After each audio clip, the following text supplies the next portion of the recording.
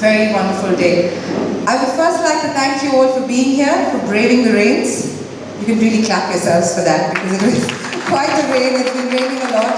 And I can see from where I come, Sarasota, it's really far out, and I know people come from here, and I think from really far off places. Thank you for showing your support right from the beginning to CanSurvive. A big round of applause for everybody gathered here in this room.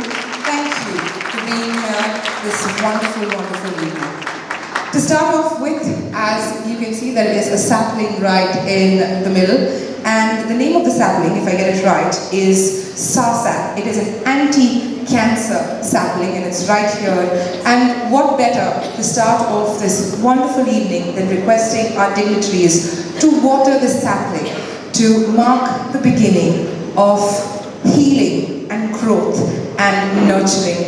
Can I please request our dignitaries to be ushered by Director of Goa, Reverend Maverick Fernandez. Please escort our dignitaries, Reverend Father Jolly Putanpura, Reverend Father Paul Muncheli, Dr. Ian Pinto, Miss Lily Gomes, Reverend Father Savio Fernandez, and our Grace, Archbishop Philip Neri Farao. Thank you so much for being here. To all our dignitaries, could you please water the plant?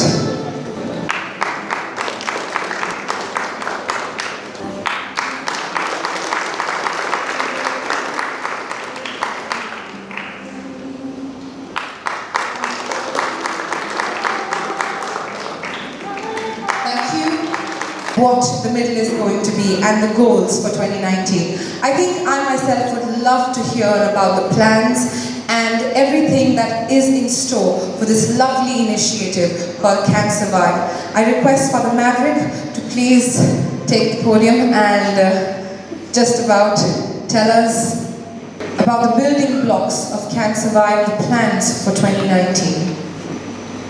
Excellency Archbishop Philip Neri Farao, the Archbishop of Goa, Dr. Ian Pinto, a noted endocrinologist in India, Father Paul Muncheli, Director of Caritas India, Father Jolly Putanpura, the Assistant Director of Caritas India, a very special Miss Lily Gomes, child cancer survivor, Father Savio Fernandez, my collaborator, fathers, sisters, brothers, my dear friends. It's really a great pleasure for me to welcome you here today and to invite you for this launch of this cancer support network that we are beginning from today. Who are we? On March 16th, we began this journey of inviting people to share a concept of intending to initiate this campaign in our state of Goa. And from there we selected a team of 20 members as coordinating team, very ably helped by renowned doctors here in Goa, a team of members. There are many doctors, I won't call out the names because there are many here who are part of our team. Interested persons of the society have been part of this coordinating team, have helped us to come together, of which we also chose a core team to do the nitty-gritties of the whole program.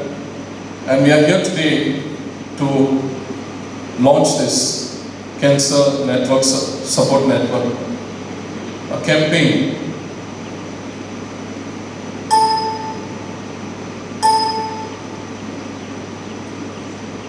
What is our vision? We have named this campaign CanSurvive. CanSurvive is a Goa-centric movement. It's a voluntary and community-based. We believe that CanSurvive is announcing two dimensions concerning cancer. One is that we can survive from getting cancer. We can survive from getting cancer.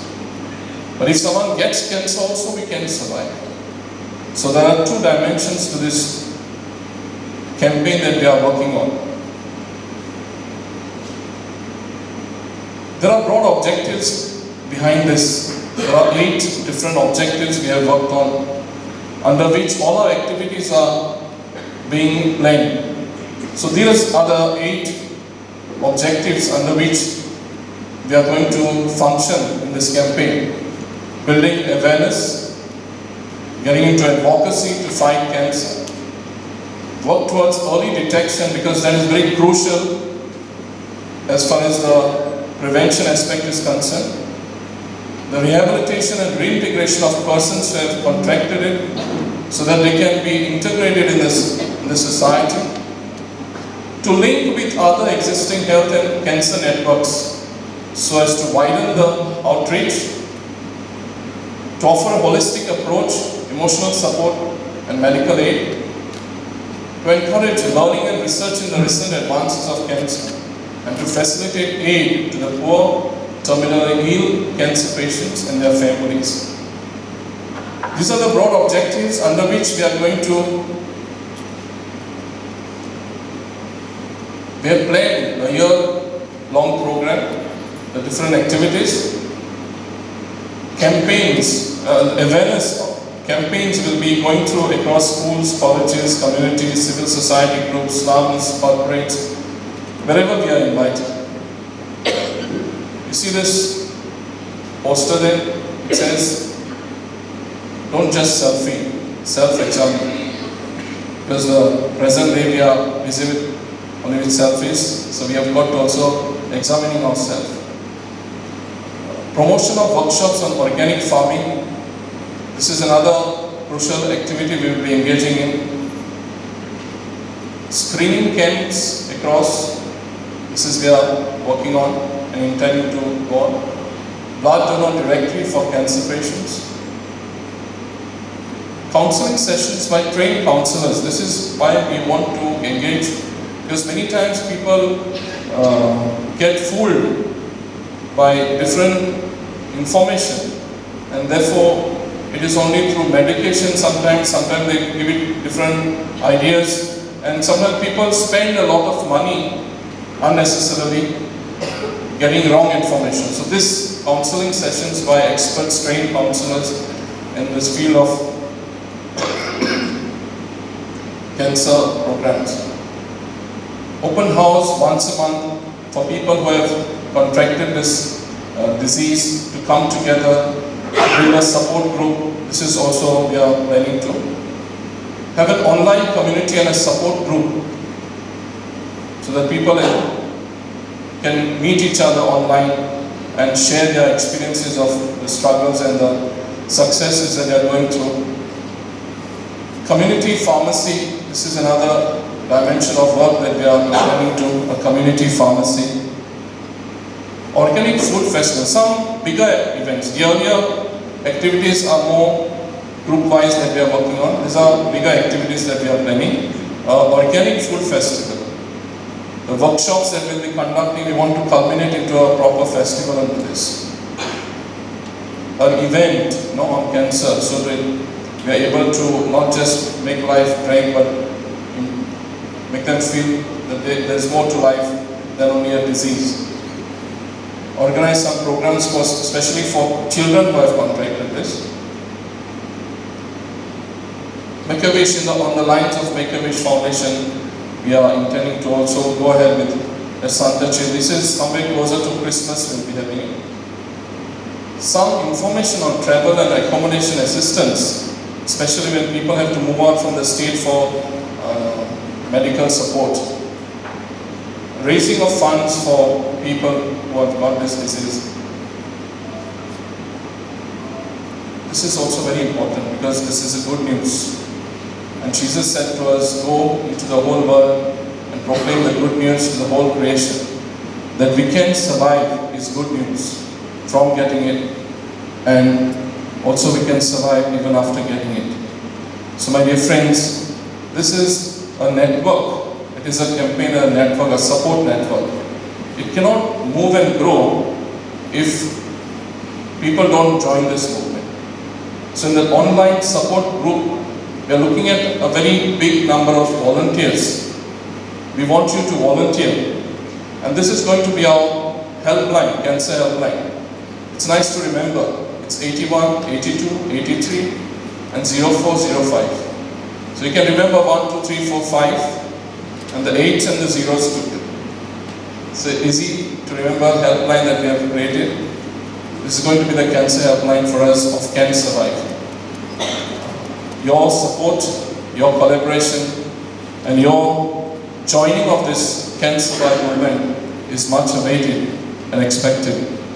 With this, we will be able to make a good CanSurvive campaign successful one. Thank you very much.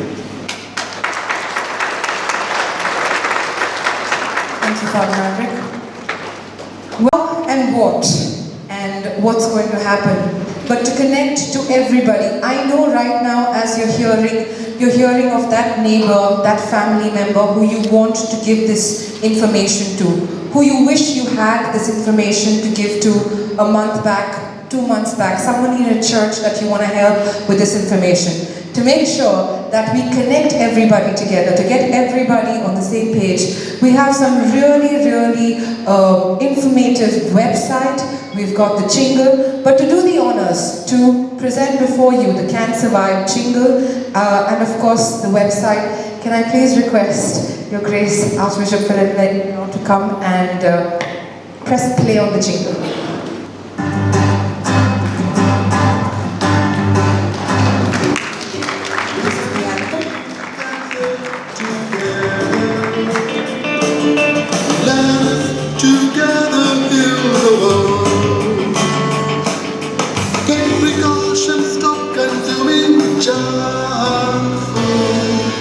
Let's examine ourselves and feel good. Can survive from getting cancer. Can survive after getting cancer. Can survive from getting cancer. Can survive after getting cancer. Join the movement. And as the anthem says, we can survive. And here we're going to now have the jingle too.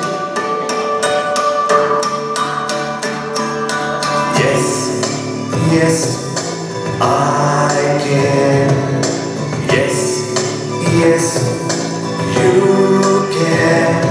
Together we stand and reach out our hand. From cancer we can survive the fight. Together we can survive.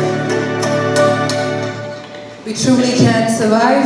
And we'll please request you to put your hands together with a little louder, so we can do that.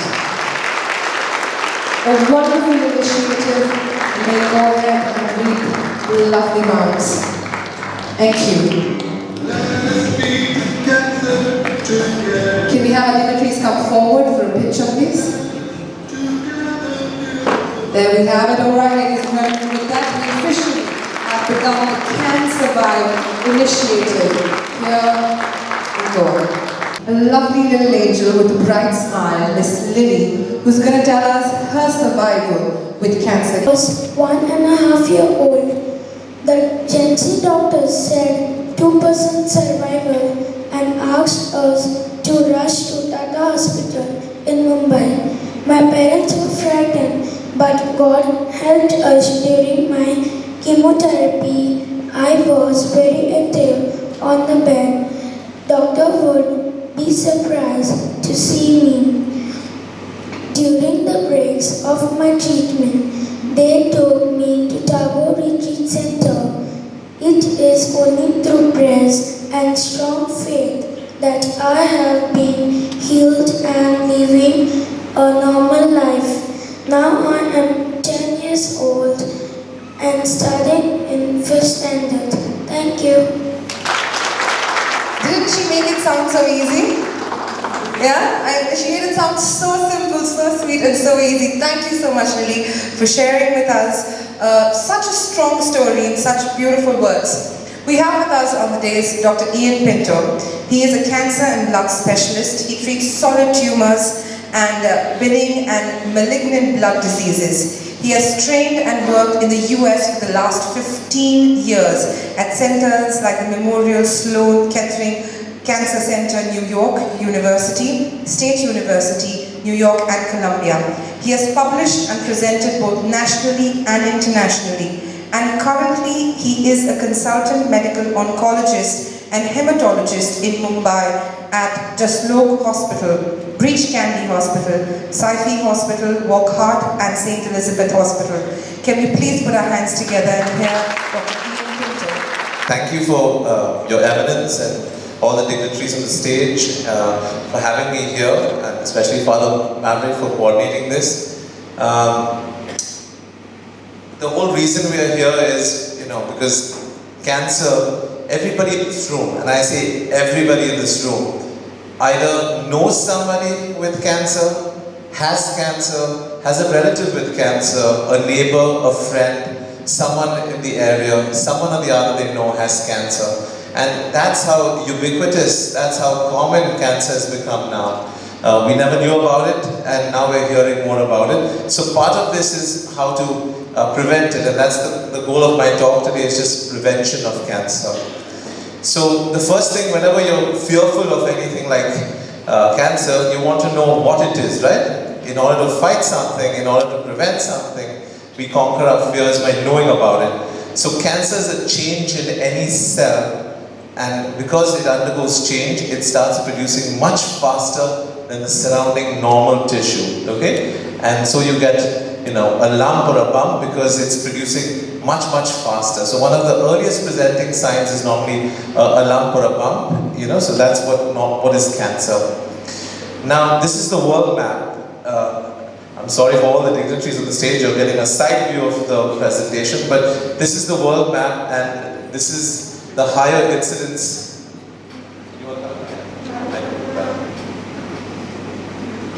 So, this is the incidence or the number of cases of cancer across the world, okay? And this is the highest in Australia, in the developed worlds. And here's India, very light blue, right? And that's light blue, very low incidence in cancer. So then what are we doing talking about cancer, right? But this was just published in Lancet, which is a UK journal, about 8 months ago. Darker the color, more the cancer incidence. That's 1990. Beautiful light map, right? Hardly much cancer. And that's 2016. You can see there's a huge difference in the colors of the map. So definitely we are seeing more cancer than what it used to be. Okay, so we've got to learn, a little bit more about this. Now the grim reality, I've practiced 15 years in the US versus India as a whole, is that 80% of patients come here at the last stage, at the end. They don't go to their doctors until it's, very dire, okay? And 71% of patients here die between the age of 30 to 69, versus in the US, most of the deaths are above the age of 70. So we are finding deaths in a very younger population, which we shouldn't have, versus an older population abroad. 70% die in the first year after their diagnosis with cancer. Again, unheard of. So what I'm trying to say is, these are the three things to remember. We're coming very late with the diagnosis. So we've got to come earlier, and I'll show you some data as to why. Okay? Now the other big stigma with cancer, especially with all cancer patients, is no one wants to say they have cancer. And the biggest thing is they think that if you say you've got cancer, someone in the family will say, in this family you've got cancer. So the daughter might get cancer, son will get cancer. Who will marry my son? Who will marry my daughter? Especially for women. And the issue is, if you look at here, genetics is only 4% of cancer incidence. So it's a very small percentage. Okay, so that's not the big problem. But the largest percentage for causing cancer, 40%, is tobacco and tobacco-related products. pan masala, gutka, chewing of tobacco in any format. So the one message I want you to get out of this is tobacco, and I'm going to come to show you a little bit more about tobacco, but 40% of tobacco cancer is caused by tobacco. Okay? Now, we were talking, His Eminence also, nowadays, obesity has become huge in India. Previously, not a problem. And why is that? It's easy to Scootsie, Swiggy, 2 seconds, you get food at your doorstep, right? Pick up the phone number, Domino's, 30 minutes, you get your pizza. Everybody wants fast food, no one is cooking anymore. And that's the reason everybody has a problem with obesity and they're trying to battle it, including myself, okay? So we're all trying to battle this, yeah? But that is becoming a huge cause for cancer lifestyle, okay? We do have also 10% with infections like something called as HPV or human papilloma virus. And it's very important to know this HPV because now we have a vaccine for it, okay? So I'm going to come to that too. Also hepatitis B and hepatitis C. For hepatitis B we have a vaccine. Previously we used not get vaccinated for it. Now children are getting vaccinated. But if you've not been vaccinated for hepatitis B, you should consider that too. We do have we have a percentage of around 25% of cancer cases. We don't have an idea as to why it's happened, and they're still working on finding out the etiology or the cause of that cancer.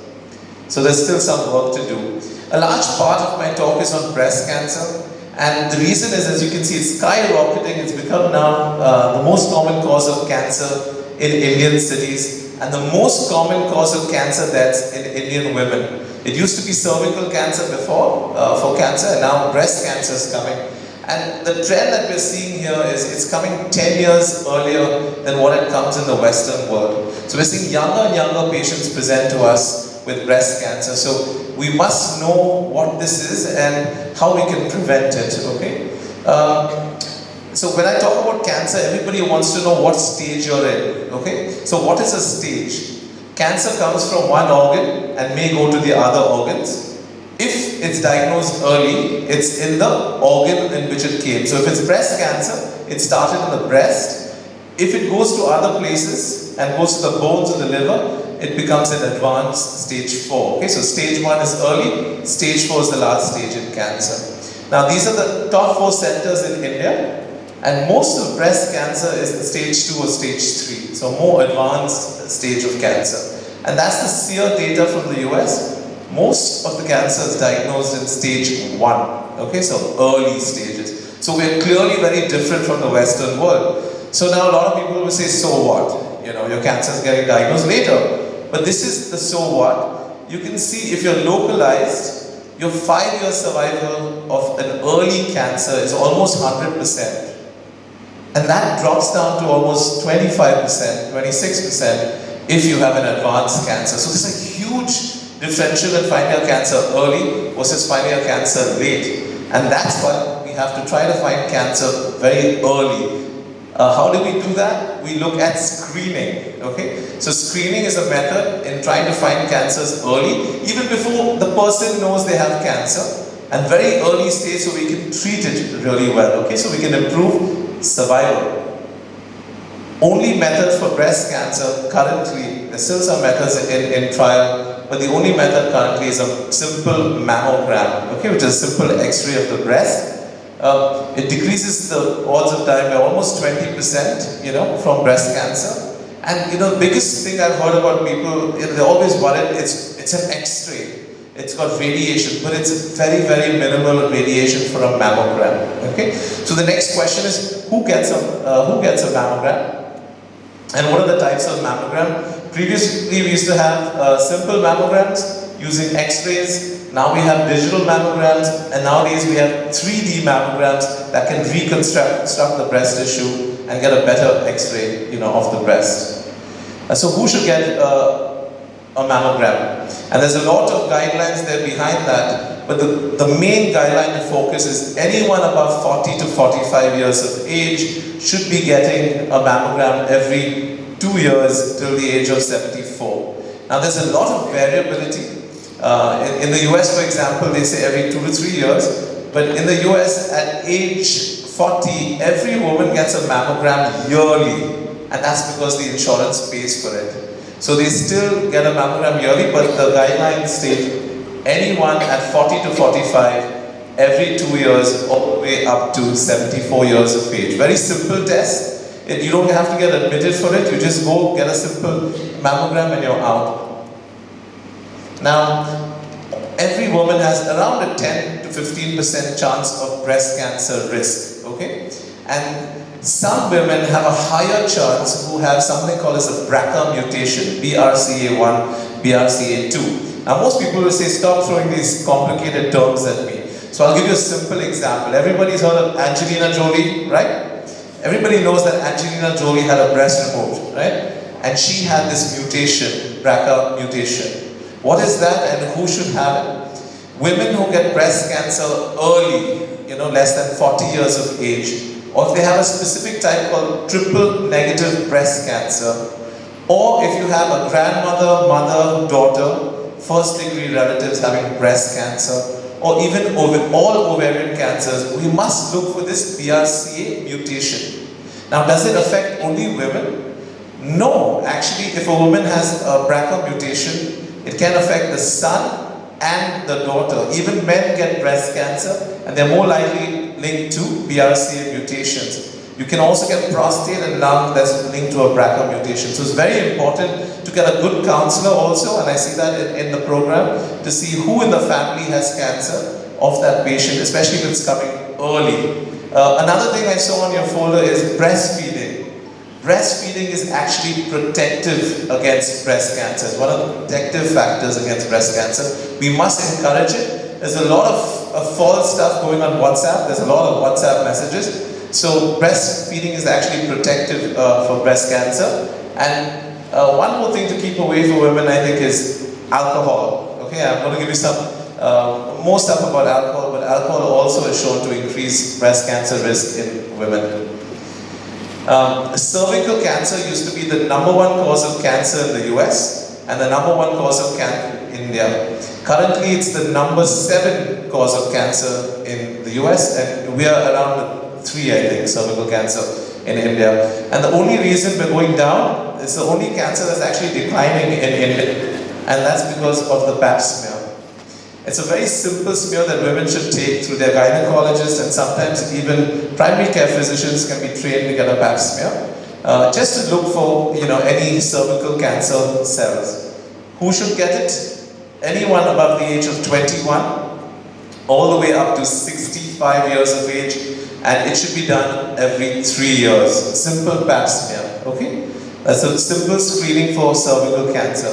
I told you HPV is human papilloma virus. It's an infection that can lead to chronic cervical infection, and that has been shown to be linked to cervical cancer. And now we have vaccines that are available for even girls starting at age 11 and 12, and actually even in boys starting at age 11 and 12 that prevent anal cancer for boys. So this vaccine, I would recommend taking it. It's available, your pediatrician should have it, and it's a good chance in preventing HPV, which is very common in our subcontinent. Now, colon cancer, switching to colon cancer. Normally it starts from a benign polyp, almost at the size of a peanut, and it takes 10 whole years to actually get to cancer. So I mean, this is like the simplest thing to catch very early. Now, a simple test is a colonoscopy, okay? It looks at the entire colon, and that's the way to find it early, so that is not in an advanced stage, okay? In India, we don't have too much of emphasis because currently colon cancer incidences are low, but they are also increasing, skyrocketing, and coming in earlier ages. Who should get a colonoscopy? Anyone above the age of 50 should be getting a colonoscopy.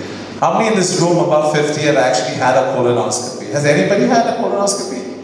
One individual amongst all of us? And a lot of people looking a little bit older than 50, huh? So in the US, whenever you're 50, your doctor, you go for your general visit, he shakes your hand and gives you a prescription for a colonoscopy. You don't have a choice. You just go, get your colonoscopy, and you're done. that means you have celebrated your 50th birthday. Okay, so that's how you get colonoscopies, and these are done every 10 years for preventing colon cancer. Now, I'm a hematologist, so I also look at blood disorders. And one thing I find here is anemias, iron deficiency anemia. It's a very easy thing to treat because, you just give the patient iron and the low hemoglobin or the low red blood cell becomes high. But the biggest thing to find out is, why do we have that anemia? In our present day and age, we have good food, we're not starved like some of the other subcontinents. So why do we have that anemia? And one of the biggest causes of iron deficiency anemia is colon cancer. Okay, so we must look for colon cancer because there's blood loss from the colon, and especially in older people or in, anyone having an iron deficiency anemia in a regular household, a colonoscopy will also be done to look for any any colon cancer. Okay, for all the smokers in the room, we also have screening for lung cancer. So anyone who's a real heavy smoker after the age of 55 and who smoked a pack a day for 30 years or 15 years, 2 packs a day. And a lot of people will look at who could smoke so much, right? But there are people who smoke continuously, like chimneys, and we do have a screening for them too, and it's a low dose CT scan done yearly for 3 years. Nowadays, x-rays really don't show you much. So the value of a chest x-ray has almost dropped to find smaller lesions in cancer. Okay, a lot of people ask me, but I just did an x-ray and nothing came, doctor, and now they've done the CT scan and there's a huge tumor that they're seeing. So x-rays have a lower sensitivity for finding cancer. For all of the men in the room, and all the women are going to be very angry with me, because men have to just get a blood test, and then women have to get a mammogram and a pap smear. So a lot of women, and for men, just a simple test called a PSA. Now, we don't do PSAs if the expected survival of the person is not more than 10 years. So we do it only for younger people at the age of 50, and it's done at 2 to 3 years on an average if it's normal. Okay, it's a simple blood test that you should get done. Again, we're seeing prostate cancer also coming much earlier. I've already checked my PSA, and and that's an easy blood test that you can just add to your routine blood tests to be done for prostate cancer. Now, what are the warning signs? And I saw a lovely printout of some of the warning signs, on this campaign.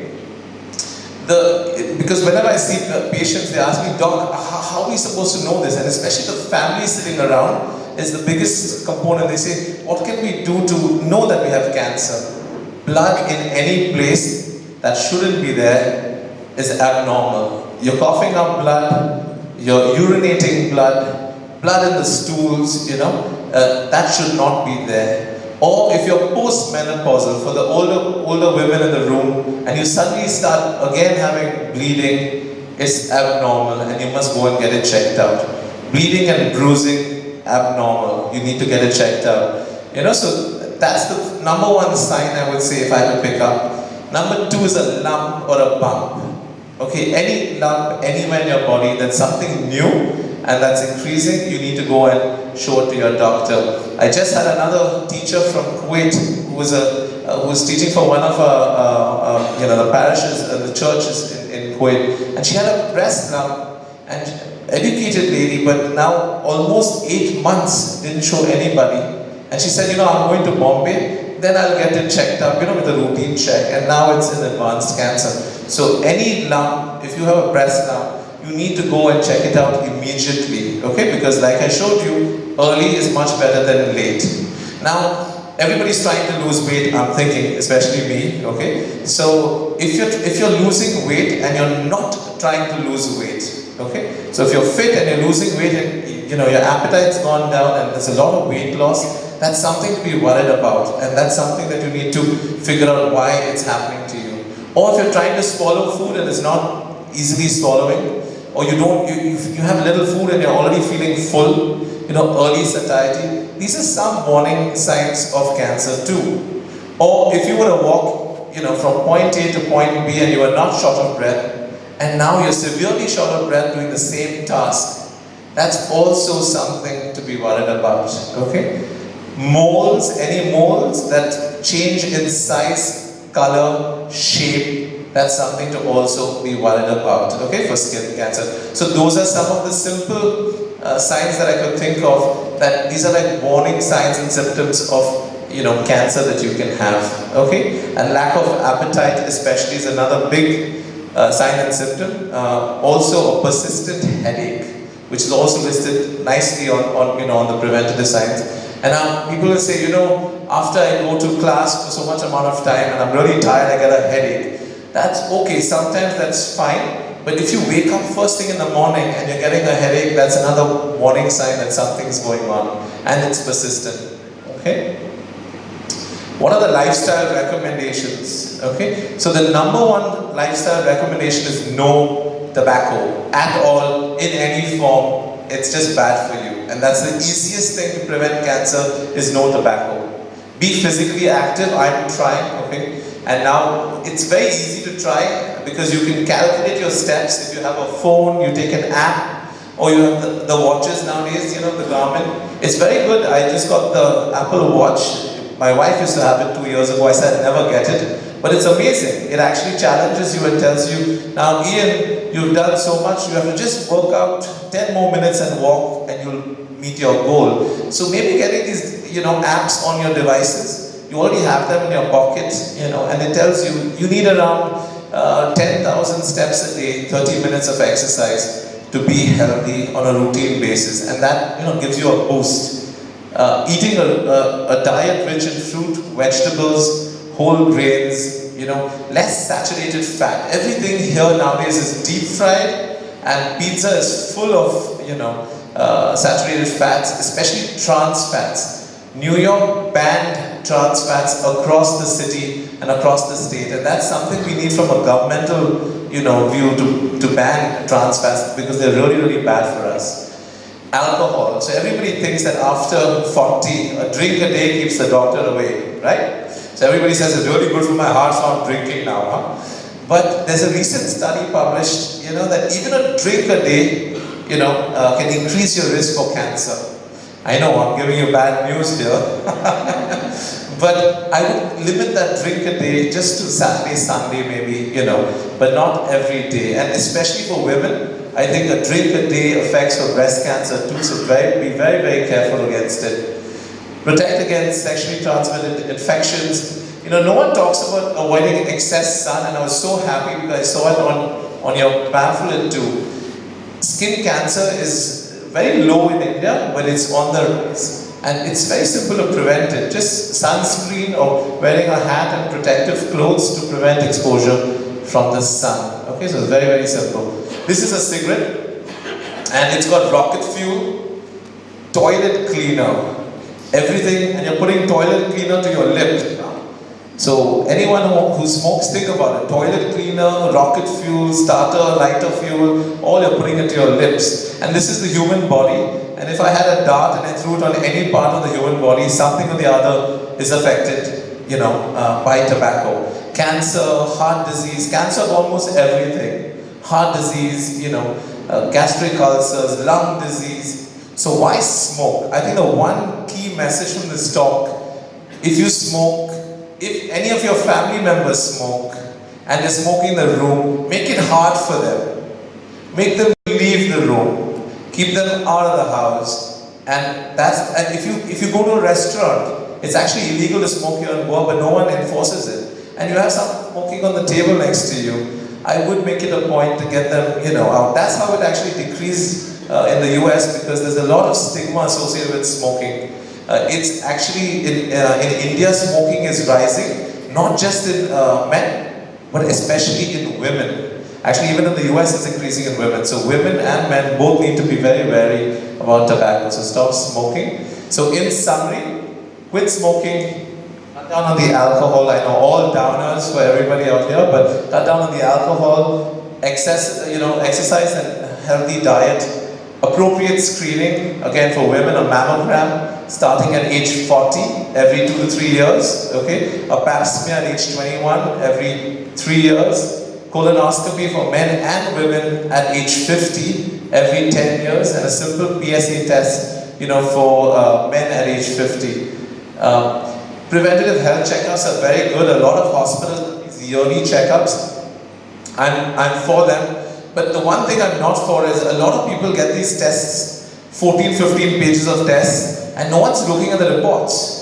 So when I see people and they say, I had that test, but doctor, just 6 months ago, I said, but it clearly says hemoglobin is abnormal, your white count is so high, how come no one picked this up? So you are the best advocate for yourselves, because sometimes doctors nowadays have no time. There's so many patients, they skip it. So every report that you get, you must check your own report. If you're not getting a good answer from your doctor, find a better doctor. Okay? So you need to find an answer for if you have any abnormal tests on your preventative. If you have any problems, see the doctor. Don't wait for the SSC exams, HSC exams, wedding to be done. After the wedding, then I'll go and show it. Now, why to put everyone in stress? No. Go to the doctor immediately. Okay? So that's my summary for the day. That's my... Well, that's a lot of information, and I know that a lot of us are having family members at the back of our heads, and people we have to go and spread the news to. I would suggest, I saw a lot of us taking down notes over here. If you can just spread the word and tell one more person what you heard for, I think we're going to double the number today itself, and CanSurvive is going to start what it wants to start and tell people that these are very important things. So, yes, no, one more person today? Maybe? Yes. Alright, okay. We now have with us Reverend Father Paul Moonjelly, Director Caritas India, who's here with us. Director of Caritas all over India. 190 Caritas associations across India are handled by this very, very smiling and father right here. And a similar program like CanSurvive was held in Kerala called Asha Kiranam. So please put your hands together and give a big round of applause for the Paul.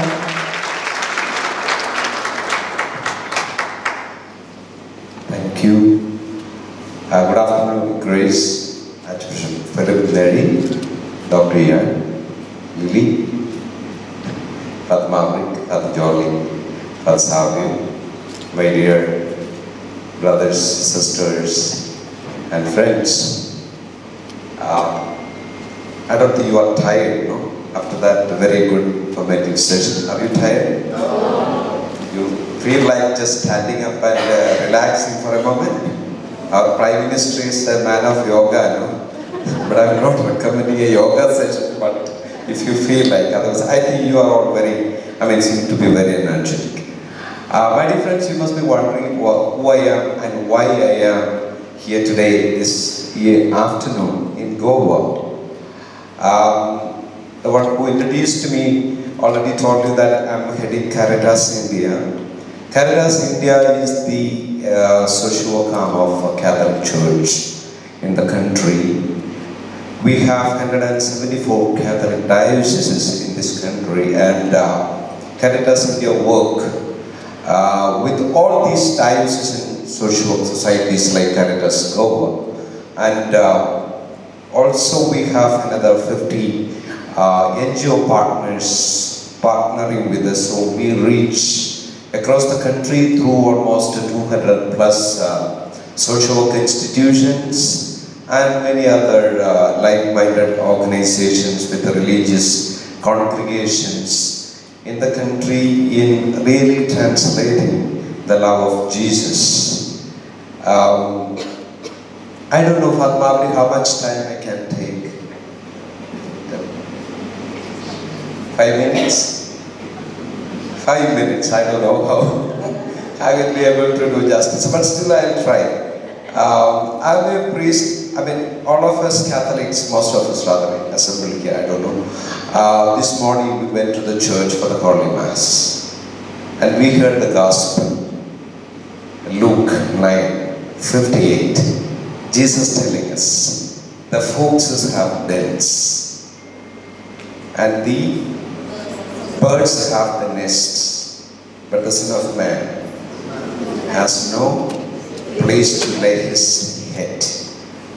Beautiful, inspiring words of Jesus. If you try to understand, or rather translate this word of God today to the context, I would like to understand something like this. Maybe the man, or rather the human person today is maybe the only entity who really go through a sense of insecurity in the context of the day. When I speak of this insecurity, you can see or rather experience this insecurity from different dimensions of life. Look at the economic security, look at the freedom that people enjoy today, see the health security and the concept of well-being that people are thinking about. Father Paul belongs to the Archdiocese of Ernakulam from God's own country, a beautiful state, Kerala, with a huge population in a small place. But it's God's own country.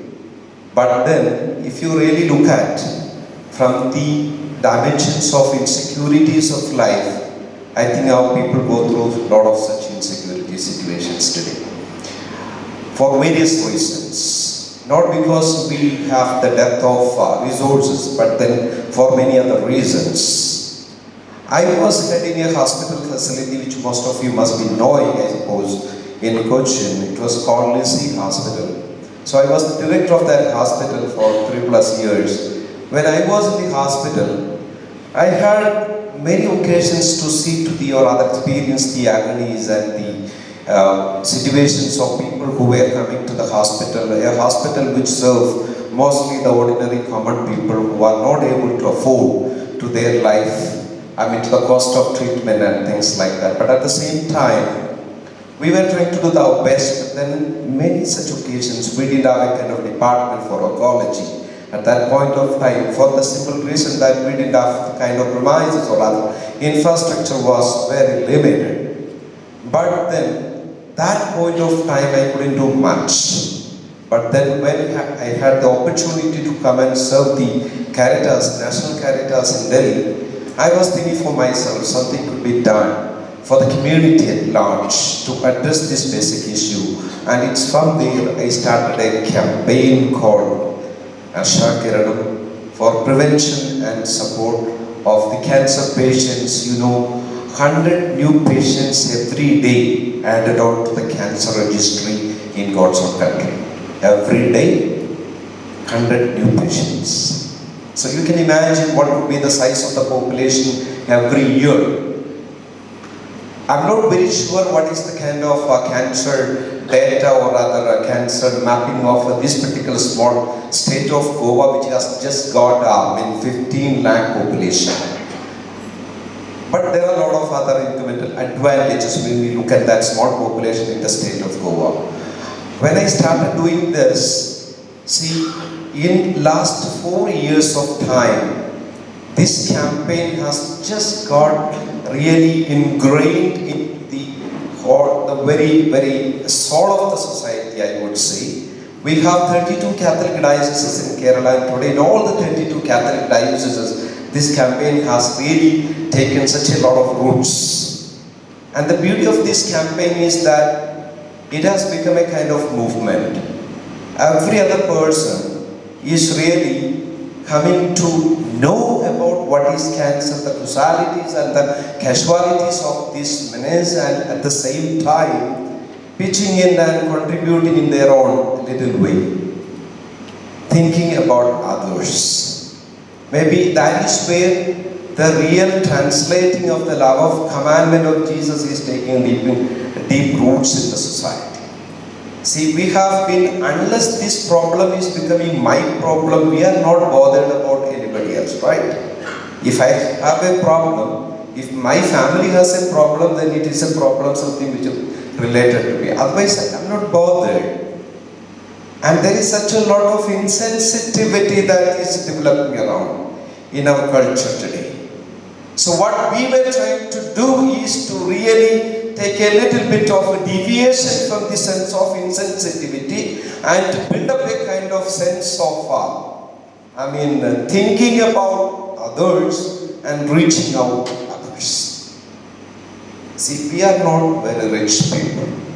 Are we? No. I don't know. I don't think so. We are just ordinary common people. We don't have much of resources. And when it comes to addressing the needs of our health and protecting the health, the cost of such healthcare is going, or rather rocketing, as Dr. was telling us today. So how do we address this issue? I have seen people who were not going to the hospital for the simple reason that they didn't have money, they didn't have resources. And they were just sitting at home. My dear friends, and this is the only message I want to convey across to each and every one of us. Why this campaign Can Survive? Can Survive. Goa can survive cancer. That is Can Survive. When I started this campaign 4 years ago, the media took it up and they said Kerala can. The Manorama channel business group, they took it as a huge campaign called Kerala Can. I think that's what we have to do here. I think we are trying to do Goa Can. Maybe the government should take it up under this banner, Goa Can. Two things we were trying to do, and that is what this is making such a big difference in the society today. Support and prevention. What we do for preventing cancer. There are so many reasons. Doctor was telling us. I know in this context of Goa, which we need to provide how to do that. But then, in the Kerala society, the main reason was the food habits and the lifestyles of the people, which is not very different, I believe, in this small state also. So, promotion of good food concept. That is something which we can do from our own homesteads. Can we start producing a little bit of good vegetables in our backyard? Terrace farming. There are a lot of methods of doing it. So try to understand and try to start doing some similar exercise and try to produce vegetables and other good food materials in our own culture. That is a big adult. Let me tell you, this is really catching. It was a very big movement in the Kerala society because of this particular reason. Thanks to this small campaign that we did 4 years ago, the civil society has taken it up in a big way. And the second thing, support in two ways.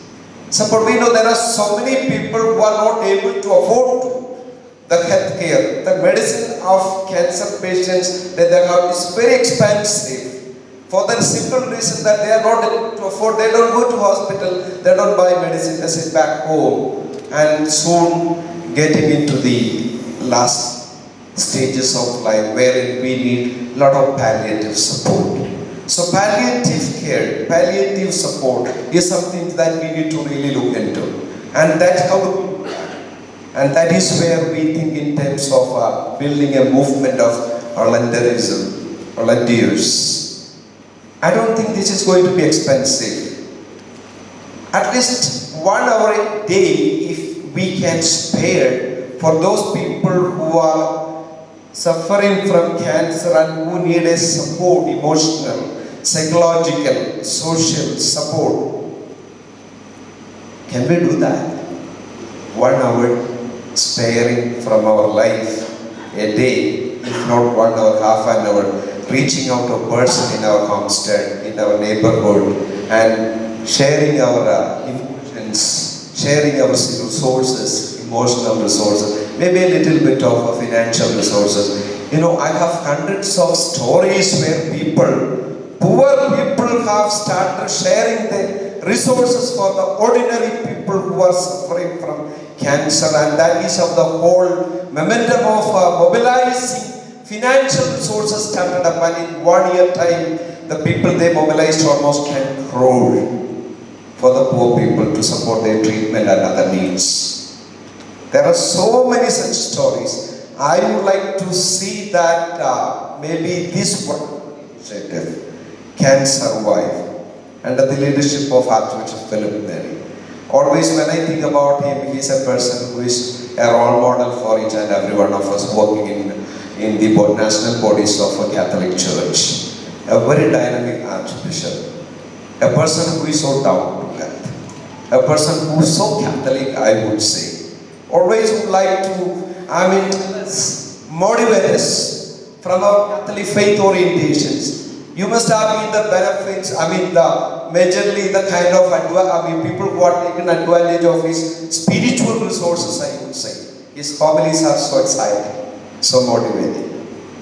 This is something, a leadership I see in Archbishop Philip, that he is able to bring all the people of Goa, from all sections of Goa, and rally around this particular beautiful concept of CanSurvive. It's not just to think about cancer in my family, in my home, but about those people who are going through similar problems, if not cancer, some other problems in my neighborhood, as something being inspired by my Catholic faith, by this faith leading to the humanity. So my dear friends, let us little bit widen our horizons, our sensitivities. That will really lead us to protection and building that security for the human beings around us.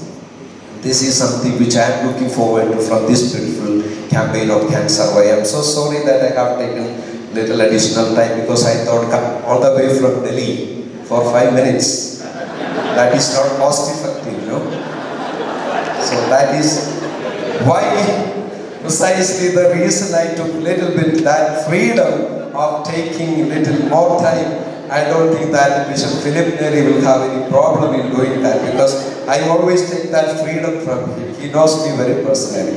Thank you so much. Thank you for joining. God bless you. Well, our next speaker is His Grace Archbishop Philip Neri Farao, and I don't think I need to give an introduction, because Father Paul has already given an introduction to His Eminence. My dear friends, Father Paul, as you were saying, I've come all the way from Delhi, so I must speak a little longer. That reminded me when I was a young assistant in one of the parishes in Goa. Father Martin Norona, who was a director of the Pastoral Institute, somebody may know him. He was asked to come to preach for a novena, and he gave a sermon for 20 minutes. After the Mass, my parish priest told him, I think your sermon was a bit long. Tomorrow make it short. So next day, before he began the sermon, he said, I came from old Goa to Shishini. It took me 3 hours to come. I have to spend another 3 hours to go, 6 hours. He said, yesterday the parish priest told me my sermon was long, 20 minutes. Today I will preach for 30 minutes because I've spent 6 hours to come and go. So, Father Paul, you are justified. My dear friends on the days, Dr. Ian Pinto, Father Paul Munjali, the Director of Caritas India, Father Jolly Putenpura, the Assistant Director, Father Savio, Father Maverick, Father Savio, and our little friend Lily Gomez. And my dear friends, I'm so happy to see you here at the launch of this CanSurvive. Father Maverick, when he was beginning his presentation, the first slide said, who are we? And I was asking myself, why should the church get into this business of CanSurvive? I was wondering, why should the church get into this? And the first thought came to my mind is what the pastoral constitution of the church in the modern world of Second Vatican Council said in its very first number, Gaudium et Spes. It's a document of the Second Vatican Council which speaks about the church in the modern world. And the very first number says this: the joys and the hopes, the griefs and the anxieties of the men and the women of this age, especially those who are poor or in any way afflicted. These two are the joys and hopes the griefs and anxieties of the followers of Christ. And that is because of the teaching and the example of our Master, Jesus, who chose to become a neighbor to everyone, a good Samaritan to the wounded humanity. And that's the reason that we, the church in Goa, drawing inspiration from the church in Kerala and the guidance of Caritas India, that we thought we must do something. Because as Dr. Ian was saying, it's our common experience that somebody somewhere in my family, among my friends, among my acquaintances, among my fellow workers, among my colleagues, among my parishioners, somewhere down the line has suffered from cancer. And we know what cancer does. Cancer puts such an immense financial and emotional burden, not only on the person suffering from cancer, upon the entire family. And all of us know that also in Goa, cancer is becoming an ever-increasing menace. I was told, I am not an expert, that there are 7 to 8 cases detected each day in Goa. Is it, Father Maverick? 7 to 8 cases from what we are told. The doctors may correct me, that's the data that we had.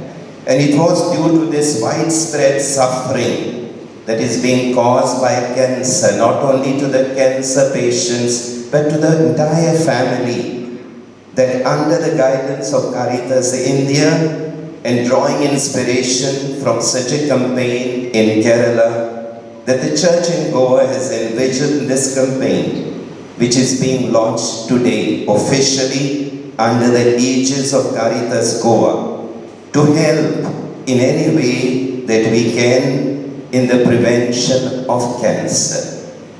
This campaign, which is entitled CanSurvive, as Father Maverick has told us, has 2 dimensions. Can survive from getting cancer and can survive even after getting cancer. So there is hope for all of us. And therefore, while I express my profound joy at the launching of this campaign, I want to thank Caritas India, Father Paul Munjali, Father Jolly Putenpura. I want to thank Caritas Goa, Father Maverick, Father Savio. I want to thank all the members of the coordinating team. I don't want to mention the numbers, mention the names, lest I miss them. Maybe Father Maverick may tell us. I want to thank all of them for so much, so many efforts and time given and put in to initiate this praiseworthy campaign. On my part, I would like to make a strong, fervent and earnest appeal to all of you, to all the prominent members of our society, doctors, priests, consecrated men and women, lay leaders, press and media, social workers, to join and support this campaign.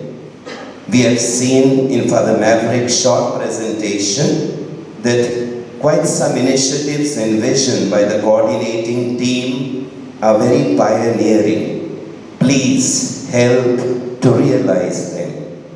Let us continue this crusade with determination and collaborative hard work. I request each one of you to sustain the enthusiasm and spread the word about this campaign. And I'm sure that we will be blessed abundantly for helping out in this noble cause. I would like to place this campaign, CanSurvive, under the patronage of Saint Joseph Vaz, the patron of this archdiocese, and this place where we are has been hallowed by his presence. He lived here on this hillock. And during his ministry in Sri Lanka, Joseph Vaz, the patron of this archdiocese, was very sensitive to the sick and the suffering. You know, at that time, what heroic efforts he made to reach out to people who were affected by smallpox in Sri Lanka. I would like to place this campaign CanSurvive under the patronage of St. Joseph Mass. And I would like to end this little message from an incident in the life of Saint Mother Teresa. Mother Teresa, when she was alive, once when she was addressing a big gathering, after she had finished speaking, one journalist asked her, Mother Teresa, you are doing such wonderful work to reach out to the poorest of the poor. But do you think that with your work, for the benefit of the poor, will you be able to end the poverty, the misery in this world? Your work is like a drop in the ocean. And Mother Teresa replied, she said, I'm quite conscious that my work is a drop in the ocean. I'm not aware that I do not know whether with my work I will be able to end poverty and misery in this world, and I'm not concerned about it. I leave it to God. I'm only concerned to put one drop, and I'm worried that I may not put one drop. I'm conscious that my work is a drop in the ocean, but I'm also aware that the ocean is made of many drops. If I put my drop faithfully, and by my putting one drop, I can inspire others to do so, there will be many drops. And many drops put together, blessed by God, they can become a little current. And that's what we are doing today. We are putting a little drop to relieve the sufferings, maybe to prevent people from getting cancer, maybe to reach out to those who have cancer. I am convinced that with God's help, we can survive and we will survive. God bless you, one and all. Thank you, Your Grace. Father Jolly would like to say a few words. Your Grace, Archbishop Philip Neri Farrell, Dr. Yan, Father Paul, Father Maverick, Father Samuel, Miss Lily, dear fathers, sisters, brothers, friends. I join Father Paul to congratulate the Archdiocese of Goa today taking the cancer campaign forward in the state of Goa.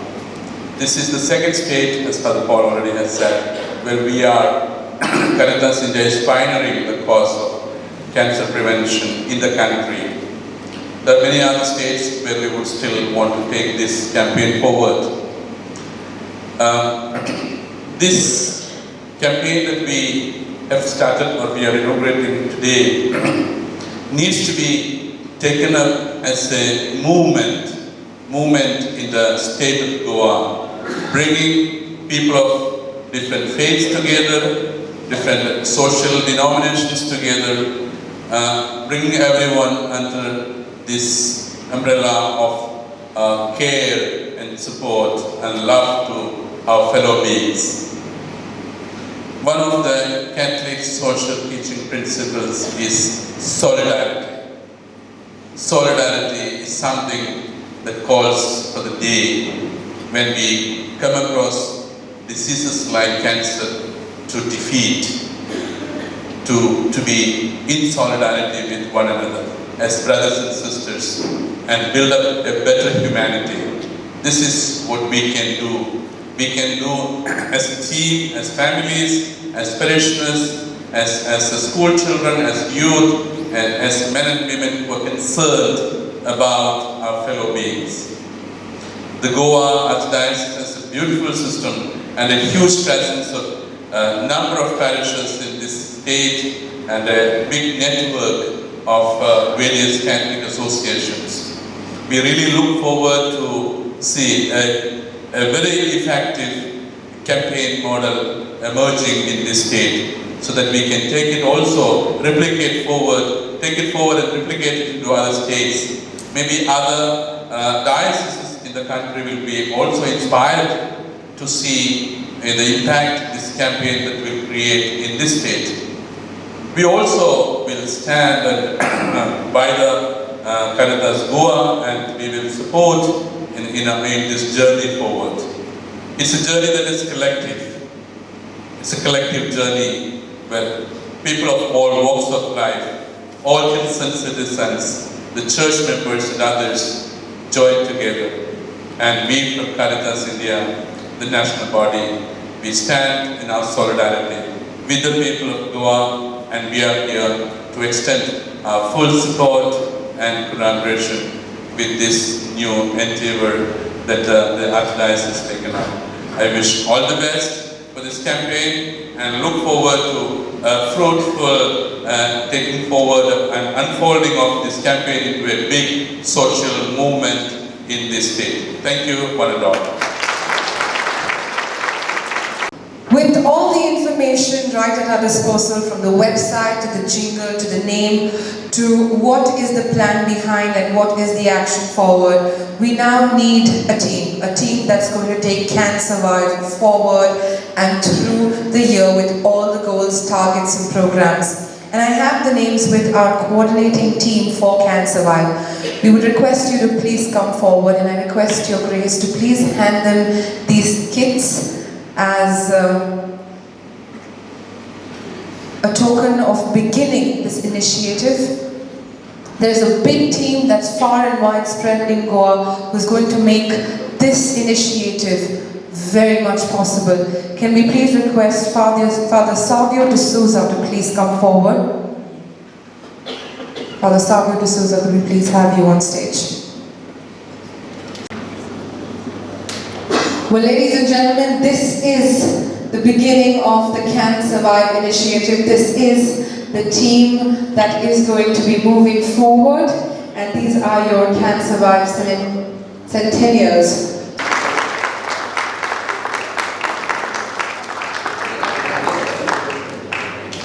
Can we have a token of appreciation for Miss Lily and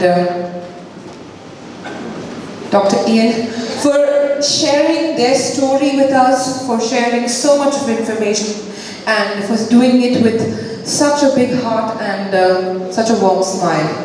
Can we please put our hands together for Miss Lily, the little one with a big smile and an amazing story, the ones behind the plan, the programming, the phone calls, and a lot of work. Caritas India, Reverend Father Jolly Putenpura, Assistant Director of Caritas India, Dr. Ian Pinto, famous oncologist, little Lily Gomes, a cancer survivor, and my dear brothers and sisters. I stand here to thank you for being part of CanSurvive campaign. Your Excellent Philip Neri Fellow, we are very grateful to you because it was you who triggered this idea of having a campaign to fight cancer in the Archdiocese. Your pastoral concern for cancer patients and your guidance in preparation for this campaign is highly appreciated. CanSurvive campaign is also part of Caritas India. And Caritas India is moving forward to address the disease of cancer. Father Paul and Father Jolly, we are truly grateful to you for your support and guidance right from the time the idea of such a campaign was shared with you, and your visits to Goa to extend your support and encouragement to us in this campaign is appreciated. Dr. Ian Pinto, thank you for coming down to Goa all the way from Mumbai, especially for the launch of this campaign, and for enlightening all of us present here with your rich and invaluable experience on this disease of cancer. We would like to continue collaborating with you to help us take this campaign forward. Little Lily Gomes, the youngest person on the dais, we all salute you for the courage and the cheerfulness with which you faced cancer. Thanks for sharing with us about your fight with cancer, which will definitely inspire others who suffer from this disease. The testimonies of cancer survivors and cancer patients is going to be an important component in this campaign. I express our sincere and our heartfelt thanks to all the members of the coordinating committee. You had to meet several times to plan the whole campaign. Your precious time and valuable suggestions have contributed immensely to shape this campaign. We look forward to your continuous help and guidance.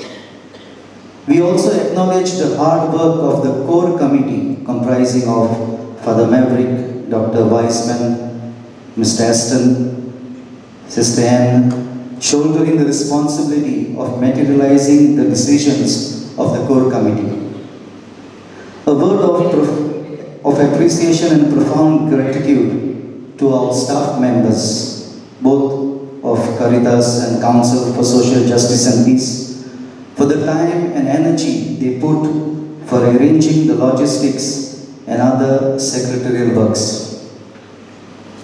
Did you like the jingle and the anthem and the brochures? All of you will be getting this cancer card as a remembrance of this inaugural of the CanSurvive campaign. Well, Father Savi de Souza helped us in the jingle. Father Olavo Caiado penned the lyrics and composed the anthem. Aston helped us in designing the posters and the cards. Father Ramiro helped us in the logo, in designing the CanSurvive logo. We deeply thank them for all their work. We are extremely grateful to the members of the press, both electronic and print media, for accepting our invitation to be present for the inaugural of CanSurvive campaign and giving this initiative the much needed wide publicity. Please continue making this campaign known to all. We thank CCR TV for the video recording, for the Leslie and for the Freddy for the photography. We would like to thank you all gathered here who have graced the inaugural of CanSurvive campaign by your presence. In spite of being a Sunday and a rainy day, you made it. We look forward for your support to take this campaign forward to every corner of Goa.